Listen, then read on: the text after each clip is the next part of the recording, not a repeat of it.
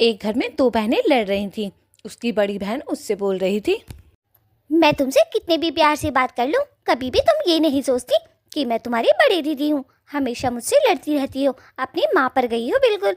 मैं तुम्हें अपनी छोटी बहन जैसी मानती हूँ, लेकिन तुम मुझे कभी बड़ी बहन का दर्जा नहीं देती हो।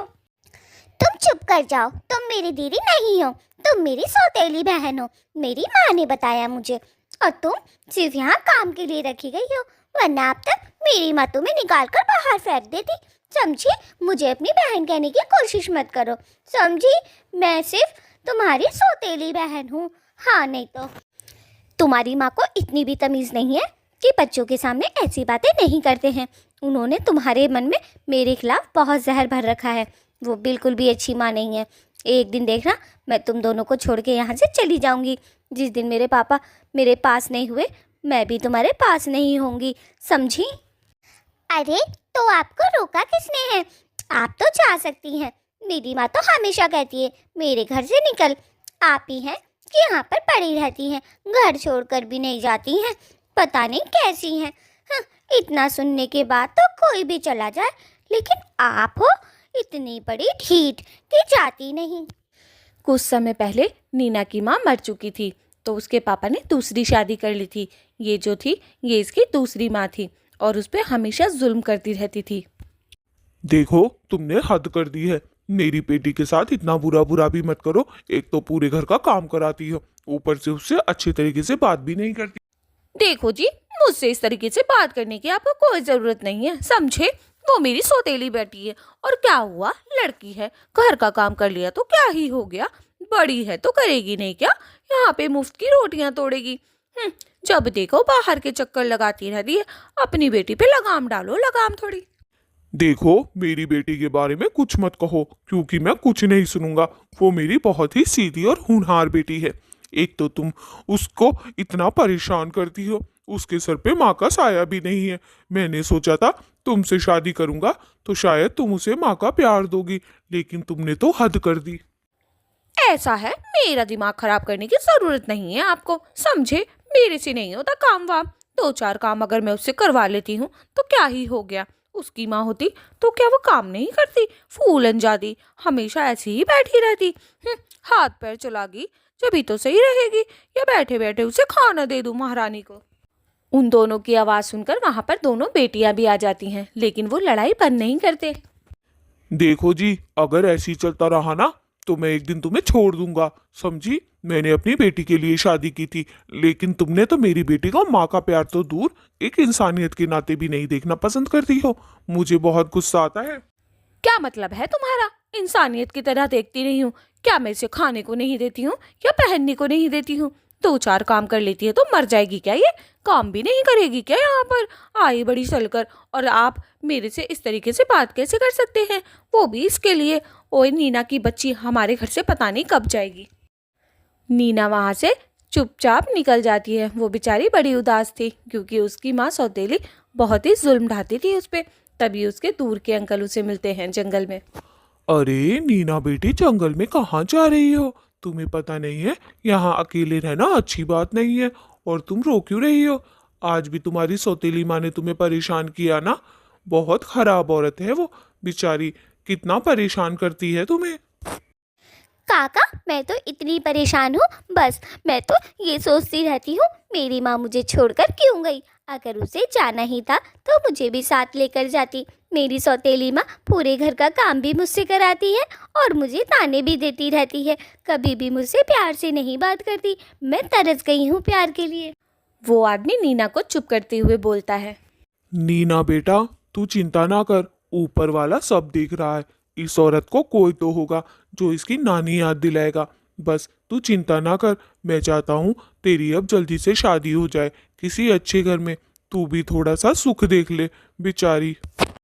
काका, क्या कभी मुझे खुशी मिलेगी या नहीं मिलेगी? मुझे बस इतना बताओ। मैं ज़िंदगी से परेशान हो गई हूँ।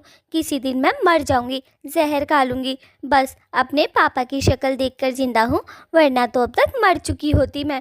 मुझे ज़िंदगी में बिल्कुल भी दिलचस्पी नहीं रही अब मुझे इस दुनिया में रहना नहीं। फिर नीना वहाँ से चली जाती है। उनकी सारी बातें एक चुड़ैल सुन रही थी। चुड़ैल को उस पे नीना पे बहुत तरस आता है। चुड़ैल अपनी सहेली से बात कर रही होती है। उसने नीना की सारी बातें अपनी सहेली को बताई थी।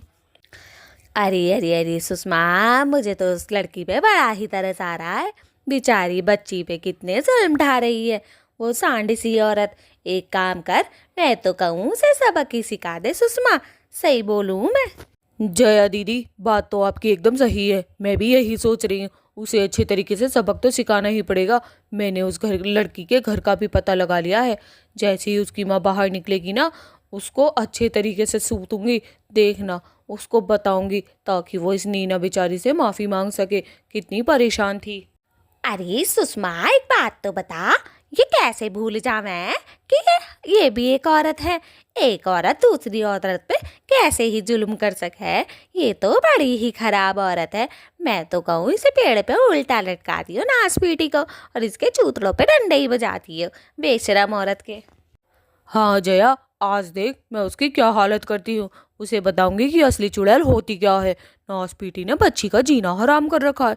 और ये वो बच्ची इतना रो रही थी, तुझे पता है मुझे कितना तरस आ रहा था। बेचारी की माँ जिंदा होती तो आज उसकी ये हालत ना होती। सौतेली माँ तो होती ही खराब है। वहाँ नीना के पापा भी घर पर आ गए थे, लेकिन नीना अभी तक घर पर नहीं पहुंची थी। अरे नीना की माँ, तुमसे इतनी देर से क्या पूछ रहा हूँ मैं पूछ रहा हूँ मेरी बेटी कहाँ है।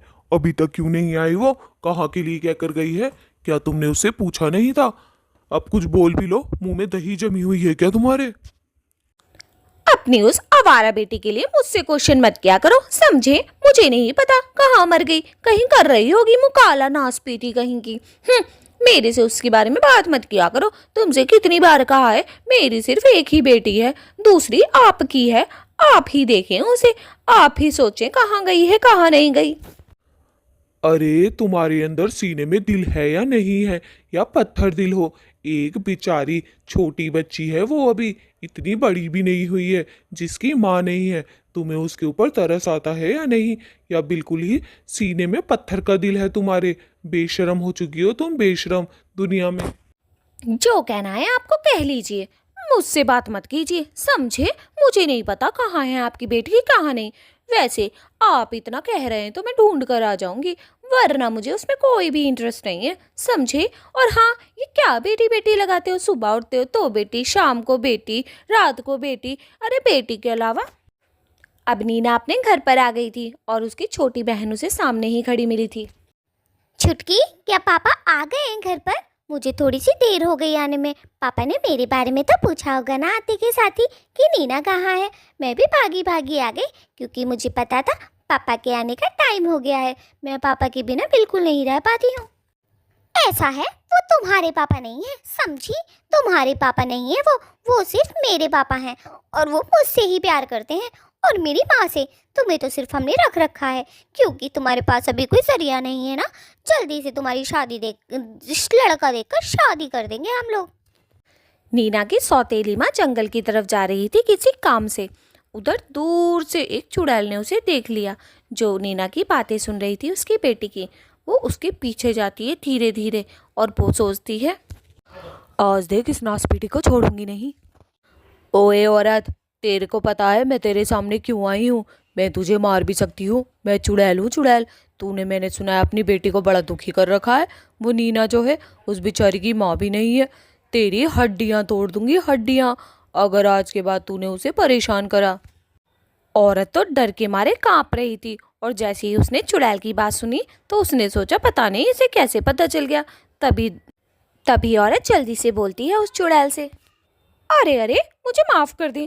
आज के बाद मैं अपनी बेटी को बिल्कुल परेशान नहीं करूंगी। मुझे माफ़ कर दें, बस मुझे जाने दें, और मुझे कुछ ना करे, मुझे बस माफ़ कर दें।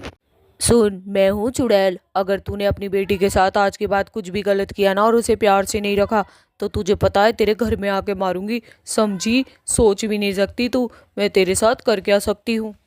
चुड़ैल उसे अच्छे तरीके से डरा देती है, और औरत भी चुड़ैल से प्रॉमिस करती है, अरे चुड़ैल जी, मैं आपसे प्रॉमिस कर रही हूँ, मैं आज के बाद उस नीना को बिल्कुल परेशान नहीं करूंगी, और ना ही काम करवाऊंगी, और जाकर माफ़ी भी मांग लूंगी। प्लीज़ मुझे जाने दें, प्लीज़।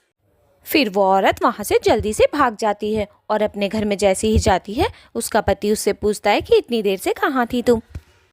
अरे भाई, बिना बताए कहाँ चली जाती हो? हम लोग कब से परेशान थे। कहाँ थी तुम? और तुम्हारी शक्ल इतनी उतरी हुई क्यों है? जरा मुझे बताओगी? अरे, जवाब देना जरूरी नहीं समझती हो क्या तुम? तुमने तो हमारी कोई वैल्यू ही नहीं रख रखी इस घर में। तभी औरत डरती हुई आवाज में बोलती है, अजी कुछ मत कहिए, कुछ मत कहिए। मैंने आज से पहले जो भी किया उसके लिए मैं माफ़ी चाहती हूँ और मैं नीना को हमेशा अपनी बेटी की तरह रखूंगी। मैं आज के बाद उसे कभी परेशान नहीं करूंगी।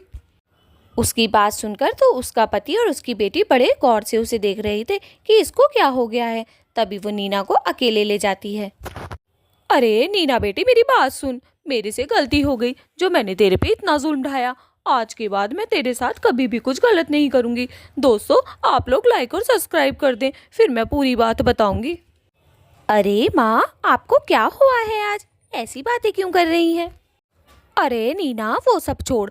बस तू एक बात बता, तूने मुझे माफ़ किया या नहीं? अगर नहीं किया तो बेटी मैं सर पटक पटक के मर जाऊंगी।